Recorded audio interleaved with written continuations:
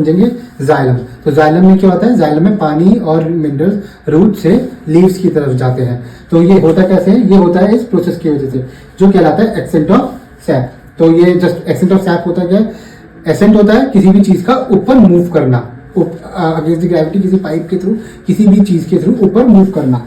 और सैप क्या होता है इधर हमारा, सैप होता है हमारा वाटर प्लस मिनरल। तो जो वाटर और मिनरल का जो हमारे रूट्स एब्जॉर्ब करते हैं इसको हम सैप कहते हैं, जो जाइलम के थ्रू ऊपर मूव करता है। तो इस प्रोसेस को हम कहते हैं एसेंट ऑफ सैप। तो एसेंट ऑफ सैप में कुछ 3 ऐसे प्रोसेस होते हैं जिसकी वजह से पानी और मिनरल्स रूट से स्टेम से होते हुए लीव्स की तरफ जाते हैं। तो पहला हमारा जो प्रोसेस है वो है रूट प्रेशर। तो रूट प्रेशर क्या होता है, जब जो रूट्स होती हैं, जब हम पानी डालते हैं उसमें, तो रूट हेयर्स होते हैं वो वहां से पानी एब्जॉर्ब कर लेते हैं डिफ्यूजन की वजह से। तो जैसे जैसे ज्यादा पानी एब्जॉर्ब होगा तो जो पीछे से पानी आ रहा है वो आगे पानी को थोड़ा सा पुश करता है। तो उस प्रेशर की वजह से जो पानी ऊपर चढ़ता है, क्योंकि पीछे से जो पानी एब्जॉर्ब होकर आ रहा है, उसे हम कहते हैं रूट प्रेशर। तो इस एक रूट प्रेशर की वजह से जो होता है पानी थोड़ा सा ऊपर चढ़ जाता है। और सेकेंड पार्ट है हमारा कैपिलरी एक्शन। तो कैपिलरी एक्शन क्या होता है, जो थिन ट्यूब्स होती हैं उसमें एक प्रोसेस होता है कोहेजन एंड एडेसिव।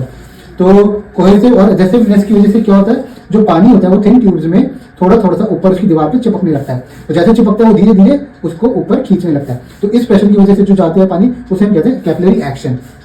और जो हमारा थर्ड पार्ट है वो है हमारा ट्रांसपिरेशनल पुल। और ट्रांसपिरेशनल पुल क्या होता है, जब पानी हमारा लीव्स के थ्रू लॉस हो जाता है, जैसे ज्यादा धूप है, इवेपोरेट हो जाता है, स्टोमेटास खुले हुए हैं और जो पानी लीव्स के थ्रू निकल जाता है तो एक सक्शन प्रेशर क्रिएट हो जाता है, क्योंकि वहां पे पानी बहुत कम हो चुका है। तो एक स्ट्रॉ की तरह, जैसे हम पानी पीते हैं स्ट्रॉ से सक करके, वैसे एक ट्रांसपिरेशनल पुल बन जाता है लीव्स के थ्रू, जो पानी को ऊपर सक करके खींच लेती है। और जो मेन फोर्स होती है उसे हम ट्रांसपिरेशनल पुल ही कहते हैं, जिसकी वजह से मेन पानी ऊपर आता है।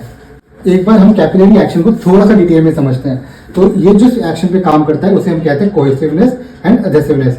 तो कोहेसिवनेस और एडेसिवनेस का मतलब क्या होता है, ये बेसिकली इसका मतलब है, जैसे हम एडेसिव यूज करते हैं ना, मतलब चिपकाना या चिपकना, तो ये चिपकाने वाली टर्मिनोलॉजी है।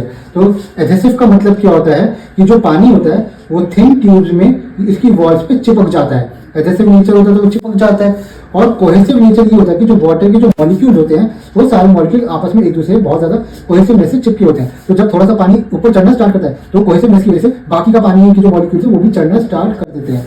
तो जो एडेसिवनेस है, तो पतली ट्यूब होने की वजह से पानी उसमें थोड़ा सा चिपकता है और धीरे धीरे ऊपर खींचता है। और एडेसिव और कोहेसिवनेस की वजह से वाटर के जो बाकी के मॉलिक्यूल्स हैं वो भी स्टार्ट कर देते हैं ऊपर जाना। तो इसको इस टोटल एक्शन की वजह से जो पानी और मिनरल्स ऊपर जाते हैं उसे हम कहते हैं कैपिलरी एक्शन। तो इसके थ्रू और जो बाकी का ट्रांसपिरेशनल पुल होता है उसे और ज्यादा तेज पुल कर लेता है अपनी तरफ।